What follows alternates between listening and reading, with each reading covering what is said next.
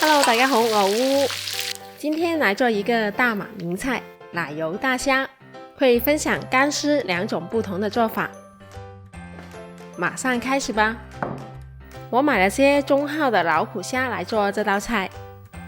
老虎虾肉质紧实弹牙，我挺喜欢的。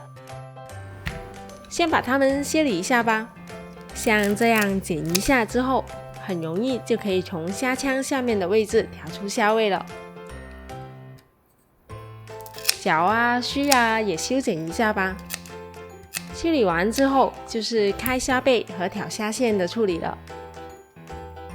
这种壳硬的大虾，我觉得用刀去片还没有用剪刀方便呢。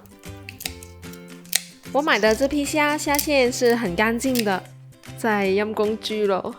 死之前仲唔可以做隻飽鬼？你估你咩？成日掛住食。全部清理乾淨之後，就來給它們稍稍醃個底味。先來鹽半茶匙。大蝦要是新鮮的話，胡椒粉和料酒我都覺得不放了更好。但要是蝦不太新鮮的話呢，就加一點去腥臭味。做拌均匀后就先放一旁了。接着来准备一些配料，这个很有东南亚风情的咖喱叶是这道菜的主要香料，可能它的味道有点特别，并不是人人都会喜欢，所以想要试做这道菜的话呢，我得先来个风险提示了。我准备做2种做法，配料就先准备多一点点吧。再来点想吃多辣就放多辣的红辣椒，还有3瓣的蒜头切成碎。接着来4个鸡蛋，只取蛋黄，打散一下。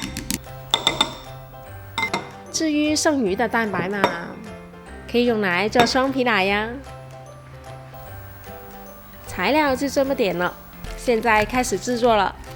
大虾下锅之前，给它均匀上一层薄薄的玉米淀粉。热锅倒油，这里也可以用半煎炸的方式代替油炸，但无论是煎还是炸，都需要油温够高。油温低的话，炸出来的虾肉会松散霉霉的，口感不好。炸到了虾完全变色，就可以先捞出来了。炸成这样子的美貌就 OK 了。这个炸虾的步骤是2种做法都需要的。现在来做第一种有汤汁的，吃起来可以舔手指的湿版的奶油虾。热锅后拿50克黄油化开，然后把蒜蓉和辣椒圈先爆香。再加入200毫升左右的淡奶，主要的香味来源咖喱叶也加进去。我的手抽风了，放多了一点，把咖喱叶熬出味道，同时也把酱汁收拢一点。放盐糖各大半茶匙调一下味。最后炸好的老虎虾回锅都均匀，那就搞定了。是不是特别简单呢？接着第2种做法是带点技术成分的干板蛋丝奶油虾，加入1汤匙的淡奶，增加一点流动性。做蛋丝需要慢而均匀的下蛋液，于是我用了一个小方法，就是把蛋液装到袋子里，你还可以用裱花袋，或者用小嘴的酱油壶也 OK。待会儿从这里剪去一个小口。这个做法需要多一点的黄油，大概150克吧。中小火先把黄油化开，现在就把袋子剪一个小口子，这样就可以非常均匀又慢慢的把蛋液倒入了。手残党也可以轻松的做出好的蛋丝，不过我这口开得有点太小了。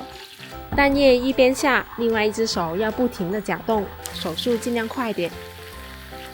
倒完蛋液就把咖喱叶和辣椒圈都一起下去，油炸出它们的香味，然后同样的下一点盐糖调味就好了。期间不停搅动，找到它冒很多的泡泡，就马上倒出沥油。这里注意是一定要先倒出再回头关火，要是先关火的话，油温一降下去，蛋丝就会很吸油的。等蛋丝沥干油分后，把虾一起回锅，再兜个2下，都均匀就可以出锅了。这道东南亚异国风情的菜就这样完成了。上桌非常好看的一道菜，家宴上要是做上这样一道，会有秒变大厨的即视感哦。假如不喜欢咖喱叶的味道，我们还可以变通成中式的味道，好好发挥一下吧。你们喜欢湿版还是干版的奶油虾啊？留言告诉我吧。我哋下期再見啦，拜拜。